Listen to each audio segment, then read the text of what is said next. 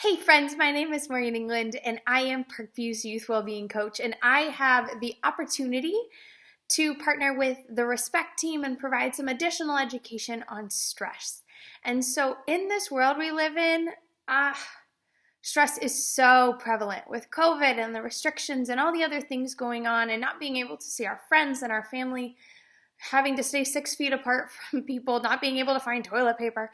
Stress is so normal. And especially right now, I want to make sure you guys know what you can do to better manage your stress. So first of all, let me clear the air. What is stress? Stress is the body's response to pressures. Okay, these pressures can be positive or negative. So there is such a thing as good stress and a healthy amount of stress. If we didn't have any stress in our life, we wouldn't get anything done. Right? If you guys have a homework assignment but you're never told when it's due, you're not going to do it. But the stress of having a deadline helps you guys get your homework done.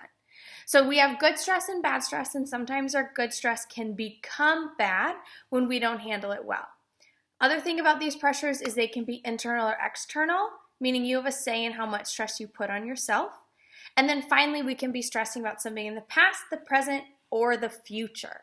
And so that's really important to think about when we have such a limited amount of energy. Where do we want to put that energy towards?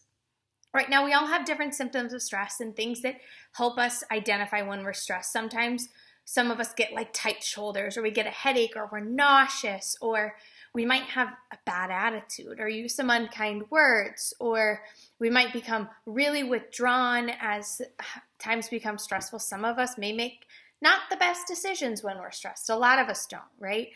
But these symptoms of stress, so the things that kind of cue you that you're stressed, are so important, because that tells you you need to intervene and do something, okay? So think about like a cold or like COVID or anything that's going on right now. Having these symptoms are what's telling us something is wrong, and without them, we don't know. So that's why it's really important that you kind of take stock and inventory of things that are going on inside of you, so that you can then better be able to handle your stress. So now, what are some good things to deal with stress? I've got 5 easy ways. They all start with the letter M, so super easy to remember, and M is like my favorite letter, so why not? But the first one is movement, moving your body every single day.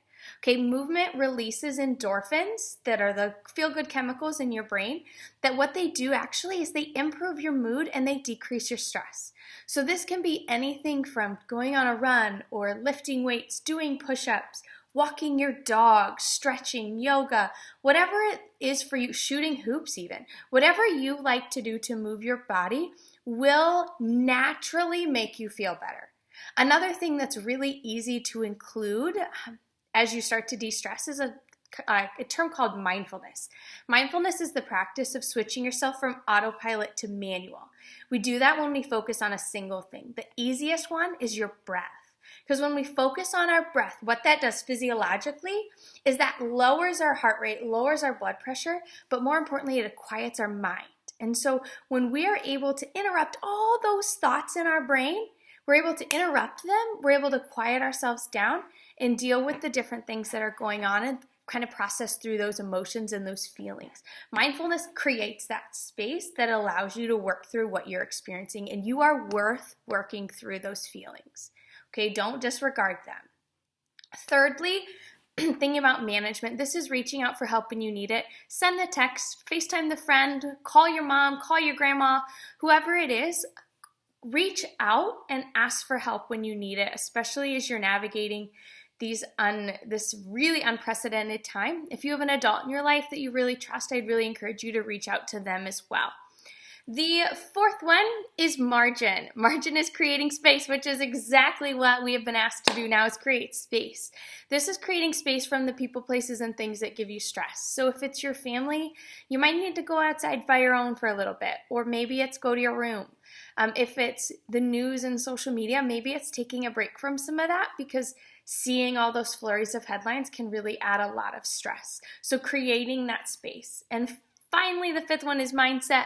The way you view yourself and your stress can either create positive or negative side effects as a result. Guys, you guys are so great. You're so loved. You are wonderful, and we're going to make it through this. Thanks.